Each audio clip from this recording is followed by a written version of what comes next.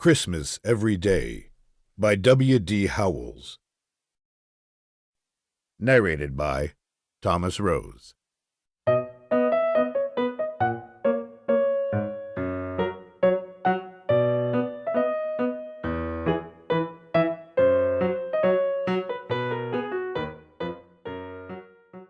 The little girl came into her papa's study, as she always did Saturday morning before breakfast, and asked for a story. He tried to beg off that morning, for he was very busy, but she would not let him. So he began. Well, once there was a little pig. She put her hand over his mouth and stopped him at the word. She said she had heard little pig stories till she was perfectly sick of them. Well, what kind of story shall I tell, then? About Christmas. It's getting to be the season. It's past Thanksgiving already. It seems to me, her papa argued, that I've told as often about Christmas as I have about little pigs. No difference. Christmas is more interesting. Well, her papa roused himself from his writing by a great effort. Well, then, I'll tell you about the little girl that wanted it Christmas every day in the year. How would you like that? First rate, said the little girl, and she nestled into comfortable shape in his lap, ready for listening. Very well, then. This little pig— Oh, what are you pounding me for? Because you said little pig instead of little girl. I should like to know what's the difference between a little pig and a little girl that wanted it Christmas every day. Papa, said the little girl warningly, if you don't go on, I'll give it to you. And at this her papa darted off like lightning and began to tell the story as fast as he could. Once there was a little girl who liked Christmas so much that she wanted it to be Christmas every day in the year. And as soon as Thanksgiving was over, she began to send postal cards to the old Christmas fairy to ask if she mightn't have it. But the old fairy never answered any of the postals, and after a while the little girl found out that the fairy was pretty particular and wouldn't notice anything but letters, not even correspondence cards in envelopes, but real letters on sheets of paper and sealed outside with a monogram, or your initial anyway. So then she began to send her letters, and in about 3 weeks, or just the day before Christmas it was, she got a letter from the fairy saying she might have it Christmas every day for a year, and then they would see about having it longer. The little girl was a good deal excited already, preparing for the old-fashioned once-a-year Christmas that was coming the next day, and perhaps the fairy's promise didn't make such an impression on her as it would have made at some other time. She just resolved to keep it to herself and surprise everybody with it as it kept coming true, and then it slipped out of her mind altogether. She had a splendid Christmas. She went to bed early so as to let Santa Claus have a chance at the stockings, and in the morning she was up the first of anybody and went and felt them and found hers all lumpy with packages of candy and oranges and grapes and pocketbooks and rubber balls and all kinds of small presents, and her big brothers with nothing but tongs in them, and her young lady sisters with a new silk umbrella, and her papas and mammas with potatoes and pieces of coal wrapped up in tissue paper, just as they always had every Christmas. Then she waited around till the rest of the family were up, and she was the first to burst into the library when the doors were opened and look at the large presents laid out on the library table. Books and portfolios and boxes of stationery and breastpins and dolls and little stoves and dozens of handkerchiefs and inkstands and skates and snow shovels and photograph frames and little easels and boxes of watercolors and Turkish paste and nougat and candied cherries and dolls' houses and waterproofs, and the big Christmas tree lighted and standing in a wastebasket in the middle. She had a splendid Christmas all day. She ate so much candy that she did not want any breakfast, and the whole forenoon the presents kept pouring in that the expressman had not had time to deliver the night before, and she went round giving the presents she had got for other people, and came home and ate turkey and cranberry for dinner, and plum pudding and nuts and raisins and oranges and more candy, and then went out and coasted and came in with a stomachache crying, and her papa said he would see if his house was turning into that sort of fool's paradise another year, And then they had a light supper, and pretty early everybody went to bed cross. Here the little girl pounded her papa in the back again. "Well, what now? Did I say pigs?" "You made them act like pigs." "Well, didn't they?" "No matter. You oughtn't put it into a story." "Very well, then, I'll take it all out." Her father went on. The little girl slept very heavily, and she slept very late, but she was awakened at last by the other children dancing round her bed with their stockings full of presents in their hands. "What is it?" said the little girl, and she rubbed her eyes and tried to rise up in bed. "Christmas! Christmas! Christmas!" they all shouted and waved their stockings. "Nonsense! It was Christmas yesterday." Her brothers and sisters just laughed. "We don't know about that. It's Christmas today, anyway. You come into the library and see." Then all at once it flashed on the little girl that the fairy was keeping her promise, and her year of Christmases was beginning. She was dreadfully sleepy, but she sprang up like a lark that had overeaten itself and gone to bed cross, and darted into the library. There it was again! Books and portfolios and boxes of stationery and breastpins. "You needn't go over it all, Papa. I guess I can remember just what was there," said the little girl. Well, and there was the Christmas tree blazing away, and the family picking out their presents, but looking pretty sleepy, and her father perfectly puzzled, and her mother ready to cry. "I'm sure I don't see how I'm to dispose of all these things," said her mother. And her father said it seemed to him they had had something just like it the day before, but he supposed he must have dreamt it. This struck the little girl as the best kind of a joke, so she ate so much candy she didn't want any breakfast, and went round carrying presents, and had turkey and cranberry for dinner, and then went out and coasted, and came in with a "Papa!" "Well, what now?" "What did you promise, you forgetful thing?" "Oh, yes. Well, the next day it was just the same thing over again, but everybody getting crosser, and at the end of a week's time so many people had lost their tempers that you could pick up lost tempers anywhere. They perfectly strewed the ground. Even when people tried to recover their tempers, they usually got somebody else's, and it made the most dreadful mix. The little girl began to get frightened, keeping the secret all to herself. She wanted to tell her mother, but she didn't dare to. And she was ashamed to ask the fairy to take back her gift. It seemed ungrateful and ill-bred, and she thought she would try to stand it. But she hardly knew how she could, for a whole year. So it went on, and it was Christmas on St. Valentine's Day, and Washington's birthday, just the same as any day, and it didn't skip even the 1st of April, though everything was counterfeit that day, and that was some little relief. After a while, coal and potatoes began to be awfully scarce. So many had been wrapped up in tissue paper to fool papas and mammas with. Turkeys got to be about $1,000 apiece. "Papa!"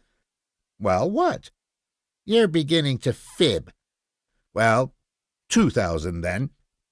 And they got to passing off almost everything for turkeys, half-grown hummingbirds, and even rooks out of the Arabian Nights. The real turkeys were so scarce. And cranberries, well, they asked $1 apiece for cranberries. All the woods and orchards were cut down for Christmas trees, and where the woods and orchards used to be, it looked just like a stubble field with the stumps. After a while, they had to make Christmas trees out of rags and stuff them with bran like old-fashioned dolls. But there were plenty of rags, because people got so poor buying presents for one another that they couldn't get any new clothes, and they just wore their old ones to tatters. They got so poor that everybody had to go to the poorhouse, except the confectioners and the fancy storekeepers and the picture booksellers and the expressmen, and they all got so rich and proud they would hardly wait upon a person when he came to buy. It was perfectly shameful. Well, after it had gone on about 3 or 4 months, the little girl, whenever she came into the room in the morning and saw those great ugly lumpy stockings dangling at the fireplace and the disgusting presents around everywhere, used to just sit down and burst out crying. In 6 months she was perfectly exhausted. She couldn't even cry any more. She just lay on the lounge and rolled her eyes and panted. About the beginning of October, she took to sitting down on dolls whenever she found them. French dolls or any kind, she hated the sight of them so, and by Thanksgiving she was crazy and just slammed her presents across the room.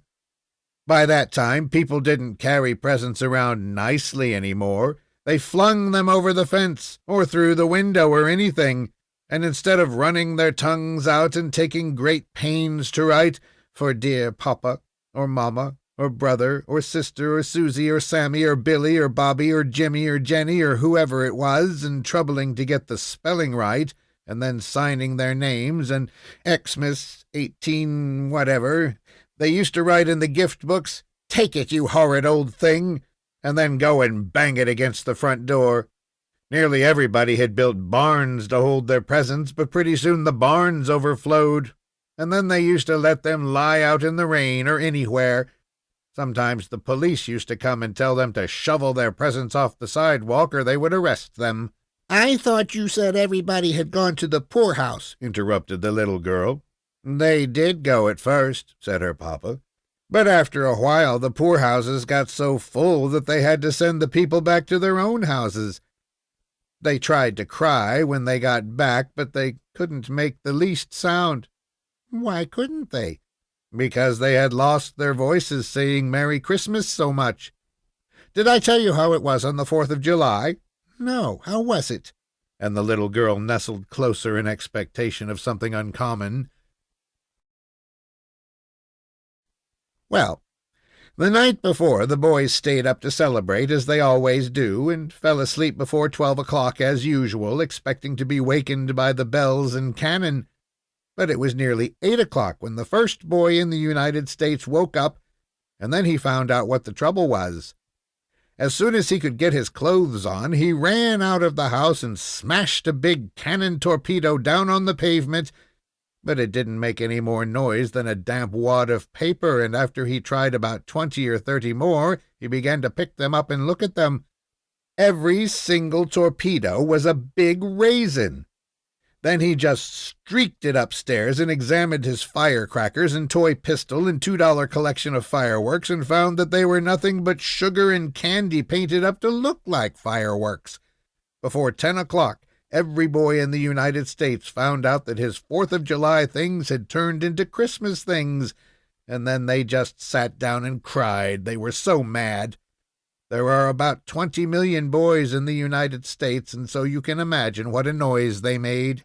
Some men got together before night with a little powder that hadn't turned into purple sugar yet, and they said they would fire off one cannon anyway. But the cannon burst into 1,000 pieces, for it was nothing but rock candy, and some of the men nearly got killed. The 4th of July orations all turned into Christmas carols, and when anybody tried to read the Declaration, instead of saying, "When in the course of human events it becomes necessary," he was sure to sing, "God rest you merry gentlemen." It was perfectly awful. The little girl drew a deep sigh of satisfaction. "And how was it at Thanksgiving?" Her papa hesitated. "Well, I'm almost afraid to tell you. I'm afraid you'll think it's wicked." "Well, tell anyway," said the little girl. "Well, before it came Thanksgiving, it had leaked out who had caused all these Christmases.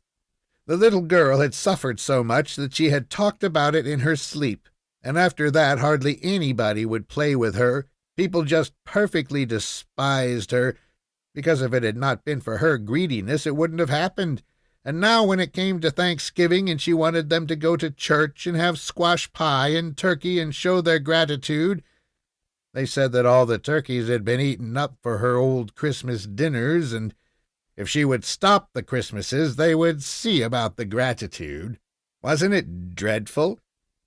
And the very next day the little girl began to send letters to the Christmas fairy, and then telegrams to stop it, but it didn't do any good. And then she got to calling at the fairy's house, but the girl that came to the door always said, "Not at home," or "engaged," or "at dinner," or something like that, and so it went on till it came to the old once-a-year Christmas Eve. The little girl fell asleep, and when she woke up in the morning— "She found it was all nothing but a dream," suggested the little girl. "No, indeed," said her papa. "It was all every bit true." "Well, what did she find out then?" "Why, that it wasn't Christmas at last, and wasn't ever going to be any more. Now it's time for breakfast." The little girl held her papa fast around the neck. "You shan't go if you're going to leave it so." "Why do you want it left?" "Christmas once a year." "All right," said her papa, and he went on again. "Well, there was the greatest rejoicing all over the country, and it extended clear up into Canada.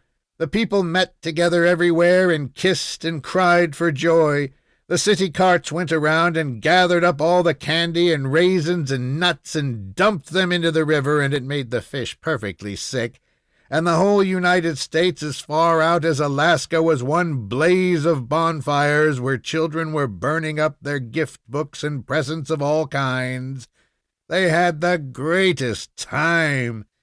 The little girl went to thank the old fairy because she had stopped its being Christmas, and she said she hoped she would keep her promise and see that Christmas never, never came again.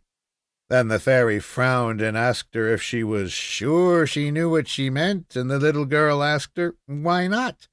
And the old fairy said that now she was behaving just as greedily as ever, and she'd better look out. This made the little girl think it all over carefully again, and she said she would be willing to have it Christmas about once in 1,000 years. And then she said 100, and then she said 10, and at last she got down to 1. Then the fairy said that was the good old way that had pleased people ever since Christmas began, and she was agreed. Then the little girl said, "What are your shoes made of?" And the fairy said, "Leather." And the little girl said, "Bargain's done forever," and skipped off and hippity-hopped the whole way home, she was so glad. "How will that do?" asked the papa. "First rate," said the little girl. But she hated to have the story stop, and was rather sober. However, her mamma put her head in at the door and asked her papa, "Are you never coming to breakfast? What have you been telling that child?" "Oh, just a moral tale." The little girl caught him around the neck again. "We know. Don't you tell what, papa? Don't you tell what?"